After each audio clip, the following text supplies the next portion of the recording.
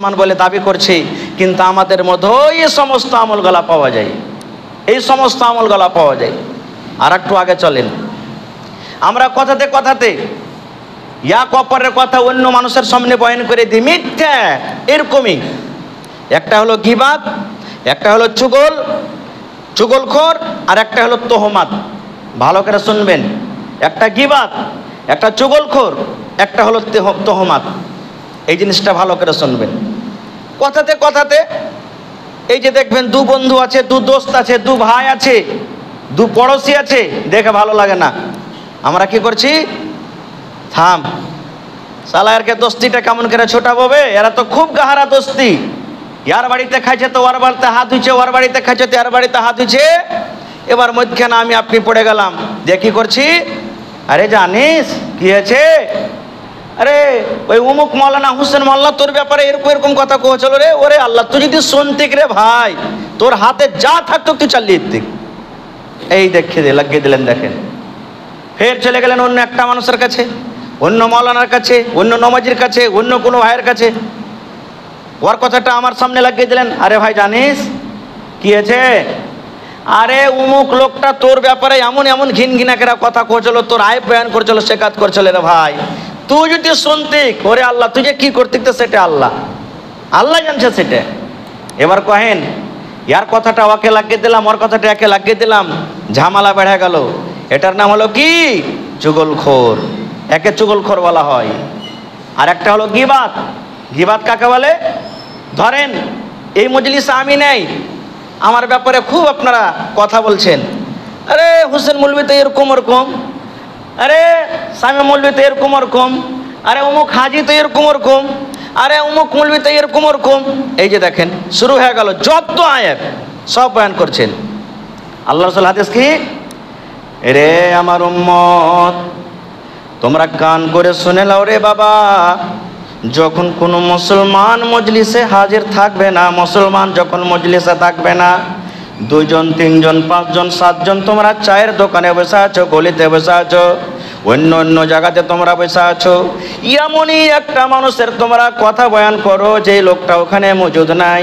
আল্লাহ রাসূল বলেছেন, যদি লোকটা মজুদ না থাকে, তার ভিতরে যদি কথাগুলা থাকে, যে আইবগুলা তোমরা বয়ান করছো, সেই আইবগুলা যদি থাকে, সেই পাপগুলা যদি সেই লোকটার ধরাতে হয়, তাহলে ইয়ার নাম হলো গীবত, ইয়াকে গীবত বলা হয়। আর আল্লাহ রাসূল বলেছেন, লোকটা এরকম কোনো কাজ করে না, গুনাহ হয় না, তার দ্বারাতে গুনাহ হয় না। আর ওর কথাগুলা মজলিসে যে তোমরা বয়ান করছো, এটা হলো তোহমাত লাগা, একবার পরে একটা ইলজাম লাগা হলো, তোহমাত লাগা হলো।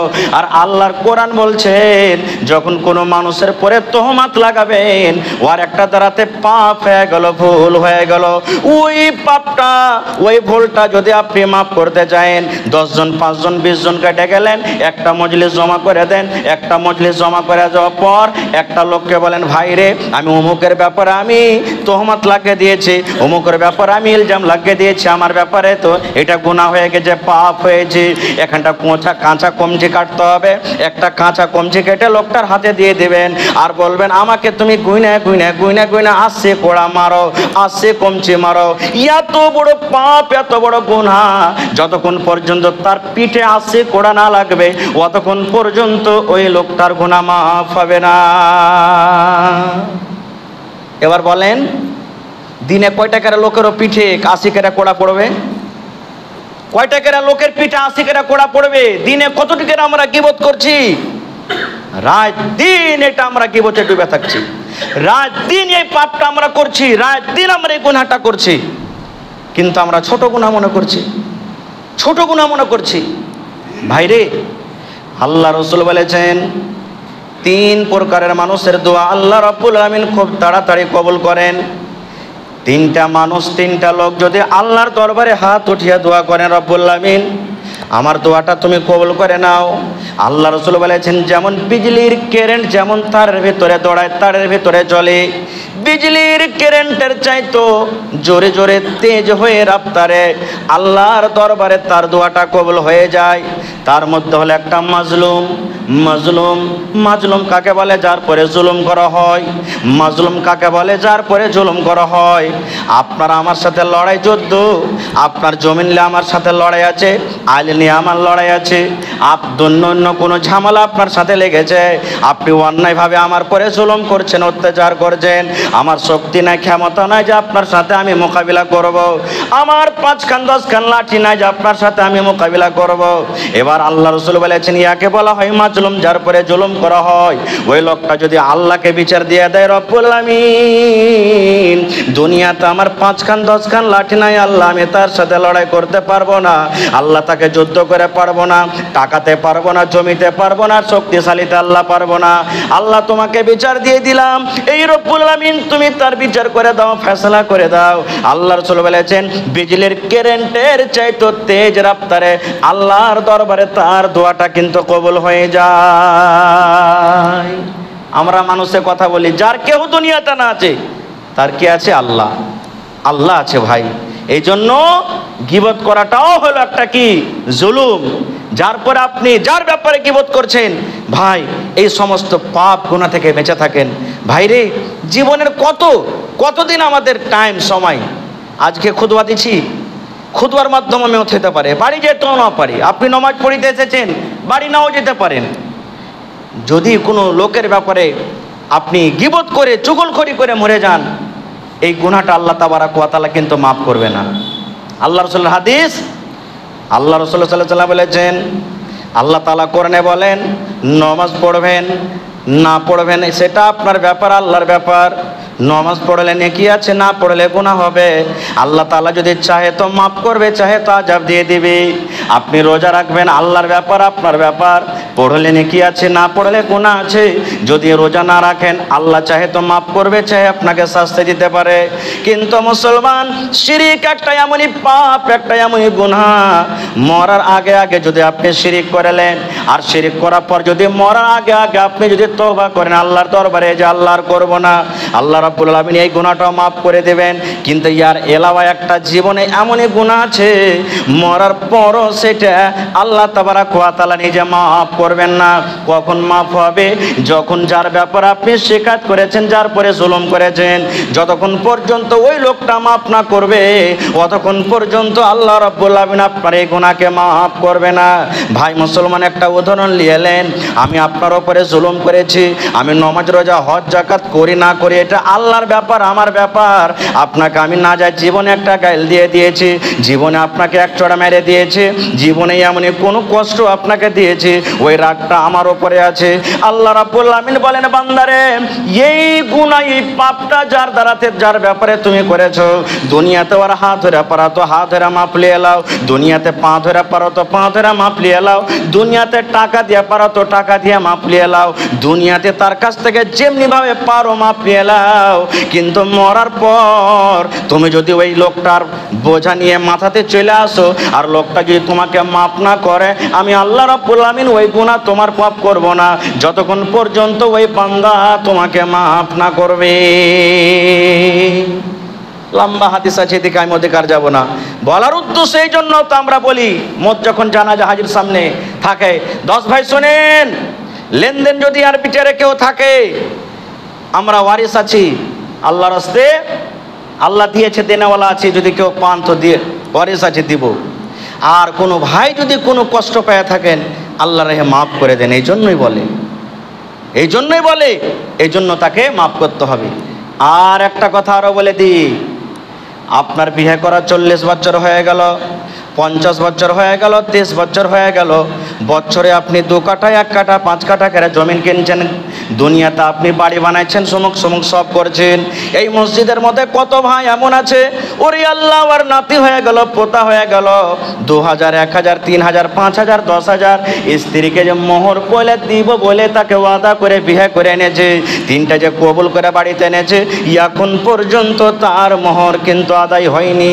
আল্লাহর নবীর হাদিস রে ভাই, আল্লাহ রাসূল বলেছেন, স্ত্রীটা যদি আপনাকে মাফ না করে, আপনার যদি মত হয়ে যায়, যেদিন কিয়ামত হবে, হাসরের ময়দান হবে, যারা জেনা ব্যভিচার করবে ওর খেলা কাতার, ওর লাইন আলাদা থাকবে। আল্লাহ রাসূল বলেছেন যারা জেনা ব্যভিচার দুনিয়াতে কইরা মারা গেছে, তওবা ইস্তিগফার করেনি, ওর কাতার, ওর লাইন আলাদা থাকবে। ওই দুনিয়াতে সমস্ত পুরুষ যারা মোহর এখন পর্যন্ত আদায় করতে পারেনি, দুনিয়ার সব কাম করে, সব কাম হয়, কিন্তু এখন পর্যন্ত মোহর দিতে পারেনি, কিয়ামতের দিন আল্লাহ রাব্বুল আলামিন ওই জানিয়া কাতারের ওই লাইনে আল্লাহ তাবারক ওয়া তাআলা তাকে দাঁড় করিয়ে দেবেন, দাঁড় করিয়ে দিবেন। আমার মোহর কেমন মাফ হবে? দুনিয়া চলে গেল এদিক ওদিক করতে করতে, মরার টাইমে জান যায় না, ধুক ধুক করছে। একটা লোক তখন যা কয়েছে, হ্যাঁ হে হাগে মাপ দিয়েছিস? কইছে কিসের মাপ দিব? আর কাছে সবই মাপ সাপ আছে। কইছে মোহরটা তোকে দিয়েছে না, দেয়নি? দিব দিচ্ছি করে তো এখন ধুক ধুক ধুক ধুক করতে লেগেছে, আর কি দিবে? যাও আমি মাপ দিয়ে নো, আঁচল দিয়ে এমন করে উড়াইলে যে খুঁটনি হাসিলি ছেড়ে পালিয়ে গেল। এটা মাফ হয় না ভাই। সব দুনিয়ার করতে পারছেন, একটা রান্ডি মেয়ে ছেলের কাছে আপনি চলে যাবেন, যতক্ষণ 500, 1000, 2000 আপনি তাকে না দেবেন, ততক্ষণ পাঞ্জর আপনাকে ছাড়তে দেবে না খুব। আর একটা অপারের বেটিকে যে আপনার বংশকে বাড়িয়ে দিলে, যে আপনার সারা জীবন আপনাকে খুশি দিলে, আরাম দিলে, আপনাকে ইজ্জত দিলে, তাকে এরকমই ভাবে আপনি আজ দেব কাল দেব করে কাটিয়ে দিলেন, এটা হলো তারপরে জুলুম। এটা হলো কি তারপরে জুলুম। এই জন্য এটা হলো একটা করজ। আল্লাহ রাসূল সাল্লাল্লাহু আলাইহি সাল্লাম যখন কোনো জানাজাকে সামনে দেখতেন, জিজ্ঞাসা করতেন এর মাথাতে কোনো করজ আছে নাকি? সাহাবে কেরাম যদি বলতেন না ইয়া রাসূলুল্লাহ করজ নাই, নবী জানাজা পড়াইতেন। আর যদি বলতেন যে হ্যাঁ আর মাথাতে করজ আছে, আল্লাহ রাসূল সাহাবীরাকে বলেন তোমরা পড়িয়ে দাও জানাজা, আমি পড়বো না গো। তোমরা পড়িয়ে দাও বা পড়ে লাও, আমি তার জানাজা পড়াবো না গো। বুঝে দেখেন করজটা কত বড় জিনিস। আর আপনি যে মাথাতে এতদিন থেকে করজা ডুহেলে বেড়াইছেন, এর হিসাব কি কিয়ামতের দিন লাগবে না? ভাইরে টাইম শেষ হয়ে আসছে, আর দুটা মতো হাদিসের কথা বলবো আপনাদের সামনে। জেনে বুঝে কোনো মানুষের ব্যাপারে যখন কোনো কথা বলবেন, খুব হিসাব কিতাব করে লাগাবেন। যেমন বন্ধুকে গুলি লোড করে দিয়েছেন, বন্ধুকে গুলি লোড করে দিয়েছেন, আপনি বড় মানুষ জানছেন বাটন দাবাইতে গেলে সামনে যে আসছে ফুটা হয়ে চলে যাবে, মানে মরে যাবে। একটা বাচ্চার হাতে দিয়ে দেন, বাচ্চা জানে না যে এটাকে দাবতে গেলে সামনে যা থাকবে মানুষ মরে যাবে, লেগে যাবে। এই মতো কোনো মানুষকে জেনে হোক না জানাতে হোক, ওর ব্যাপারে কিছু বলার আগে আপনাকে প্রথমে নিজে পাকসাফ হইতে হবে, আমার ভেতরে কিছু আছে কিনা। দ্বিতীয়, আপনাকে ভালোভাবে তাহাকিক করতে হবে যে আমি এই কথাটা বলছি তো সহি কি মিথ্যে। না হলে জানেন, বন্দুকের গুলিতে যতখানি ভয় না আছে, একটা ভালো লোকের পরে দাগ লাগিয়ে দেওয়া, একটা ভালো মানুষের পরে তহমত লাগিয়ে দেওয়া বন্দুকের গুলির থেকেও বেশি রাফতার থাকে, হালাক বরবাদ হয়ে যাবে। এর প্রমাণ বুখারী শরীফের একটা হাদিস। আল্লাহ নবী সাল্লাল্লাহু আলাইহি সাল্লামের একজন সাহাবী, আশরায়ে মুবাশশিরা 10 জন সাহাবীকে নবীজি দুনিয়াতে জান্নাতের টিকিট দিয়েছেন, তুমি জান্নাত যাবে, তুমি জান্নাত যাবে। তার মধ্যে একজন সাহাবী সাঈদ বিন সাঈদ রাদিয়াল্লাহু তাআলা আনহু একজন সাহাবী। দুনিয়াতে নবীজি বলেছেন সাঈদ তুমি জান্নাত চলে যাবে। কেমন আমল ছিল ভাই রে! দুনিয়াতে নবী সাহেব বলে দিয়েছেন তুমি জান্নাতে যাবে। ওই সাঈদ রাদিয়াল্লাহু তাআলা আনহুকে কুফার হাকিম বানিয়ে দিলেন, মোড়ল বানিয়ে দিলেন, মুখিয়া বানিয়ে দিলেন, মনে করলেন এমপি এমএলএ বানিয়ে দিলেন। থাকে কিছুদিন পর কুফা থেকে একটা লোক, ওই জামানার খলিফাকে ছিলেন মারওয়ান রাদিয়াল্লাহু তাআলা আনহু, মারওয়ান বিন হাকাম রাদিয়াল্লাহু তাআলা আনহু। মারওয়ানের কাছে কুফা থেকে একটা লোক চলে এসেছেন, আসার পর রাজাকে শিকায়ত করেছেন কি, এই আমাদের রাজা মারওয়ান একজন সাহাবী যার নাম হলো সাঈদ, আমাদের এলাকাতে তাকে ইমাম বানালছেন, হাকিম বানালছেন, লিডার করেছেন, মুখিয়া করেছেন, এমপি এমএলএ করে যে পাঠালছেন, তার কিছু আমি শিকায়ত আপনার কাছে নিয়ে এসেছি। বলছে কি শিকায়ত? বলছেন এ মারওয়ান, যাকে আপনি হাকিম করে পাঠালছেন ওই সাঈদ, ওরে আল্লাহ বয়স বেশি হয়ে গেছে, 80-90 বছর মোটামুটি বয়স হয়ে গেছে, বুড়িয়া গেছে। 1 নম্বর শিকায়ত হলো, ওরে আল্লাহ আমাদেরকে যখন নামাজ পড়ায়, ওই নামাজ যখন আমাদেরকে পড়ায়, নামাজ কিন্তু নবীর তারিখে মতো আমাদেরকে নামাজ পড়ায় না, ভালো মতো আমাদেরকে নামাজ পড়ায় না। 2 নম্বর শিকায়ত হলো, যখন লড়াই যুদ্ধ করে মাল পাওয়া যায়, ওই মালটা মালেকানি গানিমাত বলা হয়। ওই মালে গানিমাত যখন নিয়ে আসা হয়, ওই সাদ রাদিয়াল্লাহু তাআলা আনহু বরাবর করে মাল ভাগ করে না, মুখ দেখে দেখে ভাগ দিয়ে দেয়। কাউকে বেশি দিয়ে দেয়, কাউকে কম দিয়ে দেয়, মুখ দেখে দেখে ভাগ দিয়ে দেয়। 3 নম্বর, ওরে সুবহানাল্লাহ, 3 নম্বর তার শিকায়ত হলো আল্লাহুস সামাদ কোন লড়াইতে কোন যুদ্ধতে ভালোভাবে শরীক হয় না। 3টা তার দোষ বাহির করে দিলেন। হযরত ওমর রাদিয়াল্লাহু তাআলা আনহু তখন ছিলেন আমিরুল মুমিনিন। একটা লোককে বললেন যে ডেকে নিয়ে এসো, চলে গেলেন। সাদ এলেন, আসার পর বলছেন যে সাদ, তোমার ব্যাপারে একটা লোক এসে 3টা শিকায়ত করেছে, তোমার মধ্যে এরকম ভুলগুলা পাওয়া যাচ্ছে, তুমি নাকি টাইমের পরে ভালো করে নামাজ পড়াও না, নবীর তারিখে মতো নামাজ পড়াও না। তখন বলছেন আমিরুল মুমিনিন, যে বলেছে আমার ব্যাপারে মিথ্যা কথা বলেছে, এরকম কোনোদিন নয়। আমি তো নবীর তারিখে মতো নামাজ পড়েছি, আমি একজন আল্লাহ নবীর সাহাবী, নবীর পিছে নামাজ পড়েছি, নবীজি যেইভাবে নামাজ পড়ান ওইভাবে তো আমি নামাজ পড়াই। তখন একটা লোককে ডেকে বলছেন, এই শোনো, এই সাদকে লাও আর তোমরা দুজন চলে যাও কুফা। ওখানে যাওয়ার পর তাহাকিক করো যে সাদের ব্যাপারে যে ওই লোকটা এসে বলেছে গেল সত্য না মিথ্যে। আনজান মানুষ সাইজে ওই লোকটা চলে গেলেন গ্রামে। যেতন বলছেন, হাজি তোমার গাঁর যে ইমাম আছে সাদ, লোকটা কেমন? খুবই ভালো ভাই। ওরে আল্লাহ, খুব ভালো।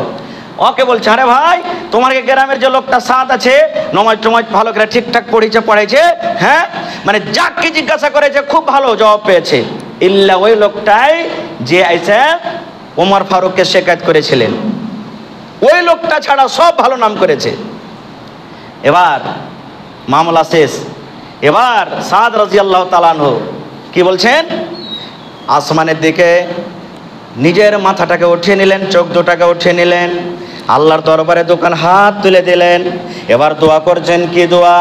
এই রব্বুল আলামিন, আমি একটা বুড়া মানুষ, কুফা থেকে আমাকে ডাকা হয়েছে মদিনা। এই আল্লাহ, আমি ওগুলা কাজ করি না যেগুলার ব্যাপারে আমার উপরে তহমাত লাগালছে। আল্লাহ, 3টা তহমাত আমার উপরে লাগালছে। আল্লাহ, ওই লোকটার ব্যাপারে আমি সাদ 3খানা তোমার দরবারে আমি বদদোয়া করছি রব্বুল আলামিন। আল্লাহ, যদি আমি সত্য থাকে আর আমার উপরে মিথ্যা আরোপ লাগিয়ে থাকে, আল্লাহ দুনিয়াতে তাকে তুমি দেখিয়ে দাও। 1 নম্বর, আল্লাহ, আমি তার জন্য বদদোয়া করে রব্বুল আলামিন তাকে মত দিও না, কিন্তু এত বুড়া করে মত দিও, এত বুড়া করে দিও, রাস্তা পথ দিয়ে যখন হাঁটবে তখন এই চোখের ওপরকার পরিটা আছে, পলকটা আছে, এই পলকটা যেন উঠিয়ে রাস্তা দেখতে পায়, হাঁটে। 1 নম্বর দোয়া। 2 নম্বর, আল্লাহ তাকে তঙ্গিতে ফেলে দাও, আল্লাহ তাকে গরিবে ফেলে দাও, আল্লাহ জীবনে তাকে ভালো খেতে ভালো পিনতে দিও না, আল্লাহ তার মধ্যে দরিদ্র তুমি দিয়ে দাও। 3 নম্বর, আল্লাহ বুড়াতি কালে এমন ফিতনাতে ঢেলে দাও যেন অপারের মানুষের মুখ থেকে যেন ঘুঁচা খায়, তার জিল্লতি হয়, বদনাম হয়। 3 দোয়া আল্লাহর দরবারে কবুল হয়ে গেল। কেন? ও মাজলুমের দোয়া আল্লাহ কবুল করবে। 3 দোয়া আল্লাহর দরবারে কবুল হয়ে গেল। এমন বুড়ি হয়ে গেল, মত হয় না, চোখের পলক গলা ধরে ধরে হাঁটছে আর বলছে, আমাকে সাদের বদদোয়া লেগেছে, আমাকে সাদের বদদোয়া লেগেছে, আমাকে সাদের বদদোয়া লেগেছে। সুবহানাল্লাহ। বুড়াতি কলে রাস্তা দিয়ে কোনো পথ দিয়ে বেটে ছেলে যেছে তার সাথে টাক্কর লেগে ইচ্ছে, তার সাথে হিলানা লেগে ইচ্ছে। আল্লাহুস সামাদ, এরকম ভাবে এটা হলো একটা ফিতনা। ওই ফিতনাতে মুবতলা হয়ে গেল, কষ্ট সাথ তার জীবনটা গেছে। এই জন্য ভাই, মাজলুমের জীবনে কোনো দিন নেবেন না। টাইম শেষ হয়ে আসছে। আর একটা হাদিসের কথা বলে আমি শেষ করে দিই। আমরা মুসলমান রাত দিন লেগে আছি যে এক মুসলমান অন্য মুসলমানের বুরাই করে বদনাম করে কেমন করে আমার মনটা খুশি থাকবে, কেমন করে মনটা আমার খুশি থাকবে। এক মৌলবীর আর এক মৌলবীর বুরাই করে কেমন করে আমার মনটা খুশি থাকবে। এক হাজি অপর হাজির বুরাই করে মনটা কেমন করে খুশি থাকবে। এক নমাজির আর এক নমাজির বুরাই করে কেমন করে খুশি থাকবে। এক মদখোর আর এক মদখোরের বুরাই করে মনটা কেমন করে খুশি থাকবে। না ভাই, কোনো মুসলমানের বেইজ্জতি জীবনে করবেন না। একটা হাদিসের কথা, আল্লাহর নবী একদিন একটা মজলিসে বসে আছে, যেমন আজকে আমরা নমাজ পড়িতে যেছি, নবীর দরবারে মজলিস বসে আছে। হঠাৎ করে নবীজি একটু দুর্গন্ধ পেলেন। দুর্গন্ধ মানে কি? পাদের মহাকুঞ্জ যাকে আমরা বলি। মজলিসে ফুসকেরা কেউ একটু পাইতে দিয়েছে, ওই পাদের সেন্ট নবীর লাখে লেগে গেছে। নবীজি যেমনই লাখের সেন্টটা পেলেন তখন বলছেন, এই কে তোমরা পেয়েছ? উজু করে এসো, যাও উজু করে এসো তোমরা, দুর্গন্ধ আমি নাকে পেয়েছি। এতটি মজলিসের মধ্যে কেউ যদি পেয়ে দেয় আর নাকে সেন্ট আছে, তো শরমে যাবে উজু করতে, ভাই কেউ যাবে না, সবাই কবে এই শালা পাইতে ছেলে গিয়ে উজু করতে গেল, যাই না উজু করতে, যাই না। আল্লাহ রাসূল বলেন যাও উজু করতে যাও, যাই না। শেষের বেলাতে আব্বাস রাদিয়াল্লাহু তাআলা আনহু আল্লাহ রসুলকে বলছেন, ইয়া রাসূলুল্লাহ, এত বড় মজলিস লেগে আছে, যে লোকটা দাঁড়াতে এটা ভুল হয়েছে, যে লোকটা বাঁয় সরালছে, শরমের কারণে উজু করতে যাই না, তার মানটা সম্মানটা বাঁচার জন্য আমরা সকলে মিলে যদি উজু করতে চলে যাই আর উজু করে আবার মজলিসে এসে বসে, তাহলে কেউ কিন্তু জানতে পারবে না যে কে এরকম কাজ করেছিল। চলেন সবাই উজু করে চলে আসি আমরা। আল্লাহ রাসূল বলছেন, হ্যাঁ এটা বুঝছো তোমার ভালো। চলে গেলেন, সবাই উজু করে এসে মজলিসে বসে গেলেন। সাহাবায়ে কেরাম কেমন ছিলেন, যে এক অপরের আইব ঢাকেছে আর আমরা এক অপরের আইব বিলিয়ে বেড়াচ্ছি। ভাই শেষ কথা, টাইম হয়ে গেল, আর 1 থেকে 2 মিনিট আপনার কাছে সময় নেব। ভাইরে, জীবনে যা কিছু আমল করছি এখনো সময় আছে, এখনো টাইম আছে। আল্লাহর দরবারে তওবা করেন আর আল্লাহর কাছে মাপ চাহেন। কেমন তওবা? মুসা নবীর জামানাতে মেঘ হয় না, কাহাত সালি যাকে আমরা বলি, মেঘ হয় না, পানি হয় না।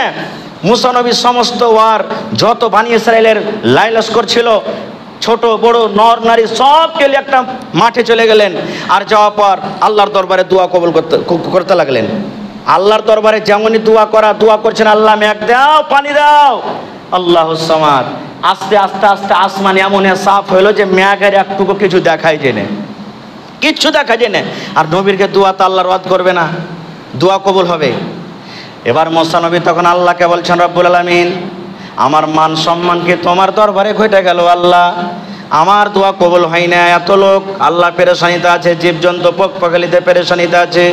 আল্লাহ তুমি পানি দাও, পানি দাও, আল্লাহ জানমাল সব হালাক বরবাদ হয়ে যাবে, নষ্ট হয়ে যাবে।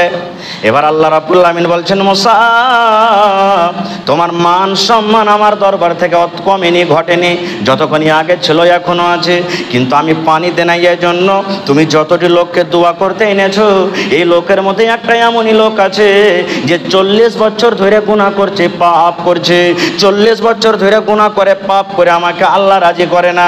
আমি মৌকা দিলাম, মনে হয় এই বছর আমার কাছে মাপ চাইবে, মনে হয় ওই বছর মাপ চাইবে, মনে হয় এই বছর মাপ চাইবে। এই করতে করতে করতে 40 বছর শেষ হয়ে গেল, এখন পর্যন্ত আমি আল্লাহ রাজি হয়ে যাব, এরকম জীবনে কোনো দিন আমল করেনি। ওই পাপী গুনাহগারকে তুমি মজলিস থেকে বাহির করে দাও, ওই পাপী মজলিসকে তুমি, পাপীটাকে গুনাহগারটাকে তুমি মজলিস থেকে হাঁকিয়ে দাও। যতক্ষণ পর্যন্ত না হাঁকাইবে ততক্ষণ পর্যন্ত আমি আল্লাহ রাব্বুল আলামিন পানি দিব না। এত বড় মজলিস সাহেব কে গুনাহ করেছে? মুসা নবী এলান করলেন, এই কে তোমরা এমন আছো মজলিসের ভিতরে পাপী গুনাহগার, চলে যাও, তোমার কারণে পানি হয় না। কেউ যাবে? কেউ যে আমি গুনাহ করেছি মজলিস থেকে চলে যায়? যেমন আমরা মাঝে মাঝে কোনোদিন বলে দিই, ভাই যারা মদ পান করেছো জানাজার থেকে হটে যাও, না হলে তোমরা থাকো না, তা আমরা চলে যাব। আজ তাক দেখেছেন কে হটেছে? যাকে চিনছি তো ও হটবে না, যাকে না চিনি তো চিনি না, কে শরমে হটবে মজলিস থেকে? হটে না। মুসা নবী আবার বলছেন, দেখো এখনো তোমাকে এলান করছি, মজলিস থেকে চলে যাও। এবার যে লোকটা পাপ করেছে ও তো জানে যে আমার দ্বারাতে পাপ হয়েছে, ভুল হয়েছে। ওই লোকটা নিজের গামছা দিয়ে মুখখানটাকে ঢেকে দিলেন আর আল্লাহর দরবারে কাঁদতে শুরু করে দিলেন, রব্বুল আলামিন, আমি 40 বছর থেকে গুনাহ করছি, পাপ করছি, আল্লাহ জীবনে তোমাকে রাজি করতে পারিনি, আর আল্লাহ তওবা করারও চেষ্টা করেনি। আল্লাহ আমার কারণে জান মাল সবের হালাক নষ্ট বরবাদ হয়ে যাবে, কত মানুষ পেরেশানিতে আছে। আল্লাহ আজ মজলিসে বসে বসে তওবা করছে, চোখ দিয়ে পানি ঝরছে ঝরঝর করে, আর কাঁদছে, আল্লাহকে বলছে, মাবুদ আজ থেকে জীবনে আর কোনোদিন গুনাহ করব না, পাপ করব না, কোনোদিন এমন পাপ করবো না যে কাজটাতে তুমি নারাজ হয়ে যাবে। আল্লাহ তুমি আমার তওবাকে কবুল করো, আমার গুনাহকে মাফ করে দাও, আর এই আল্লাহ তোমার রহমত আমাদের পড়তে বর্ষিত করো। যেমনই দোয়া করা, তওবা করা, পানি হইতে লাগলো, ঝমঝম ঝমঝম করে পানি শুরু হয়ে গেল। মুসা নবী অবাক, আল্লাহ এটা কি লীলা খেলা তোমার? আমি তো দেখছি মজলিসে যে লোকটা পাপ করেছে এখন পর্যন্ত কেউ উঠে যায়নি, আর এখন পানি শুরু হয়ে গেল, কারণটা কি? আল্লাহ রাব্বুল আলামিন মুসাকে বলছেন, মুসা রে, যেই পাপী গুনাহগারের কারণে আমি এই পানিকে বন্ধ করে রেখেছিলাম, ওই পাপী গুনাহগারের কারণে আমি আল্লাহ রাব্বুল আলামিন আবার বৃষ্টি দিয়ে দিলাম। মুসা নবী বলছেন কেমন কথা? আল্লাহ বলছেন মুসা, পাপের কারণে গুনার কারণে আমি আসমানের দুয়ারকে বন্ধ করে দিয়েছিলাম, কিন্তু ওই লোকটা আজকে আমার দরবারে এমনভাবে তওবা করেছে, আমার দরবারে এমনভাবে কেঁদেছে, আমি আল্লাহ তার তওবাকে মাফ করে গুনাহকে মাফ করে দিয়েছি, আমি তার তওবাকে কবুল করেছি, এবং ওই পাপী গুনাহগারের তওবার কারণে আমি আল্লাহ রাব্বুল আলামিন আজকে আমি পানি বর্ষিত করলাম। ভাইরে, শেষ কথা, আল্লাহর দরবারে তওবা করলেন। আল্লাহ হলো গফফার, বেশি বেশি করে মাফ করনেওয়ালা। এই জন্য ভাই আজই এক্ষুনি কমসে কম নামাজ রোজা হজ যাকাত যদিও না করছেন, আপনি জানেন, আল্লাহ জানে, আপনার কাজ জানে, আল্লাহ জানেন, আপনার সাথে কি করবে সেটা আল্লাহ জানে, কিন্তু জানাশোনা যেগুলা পাপ, যে আজ থেকে চুগলখড়ি করব না, নেকি করতে পারি না, আজ থেকে চুগলখড়ি করব না, আজ থেকে কাহারি গীবত করব না, আজ থেকে কাহার পরে তহমত লাগাবো না, যদ্দূর পারবো সামিলে থাকবো।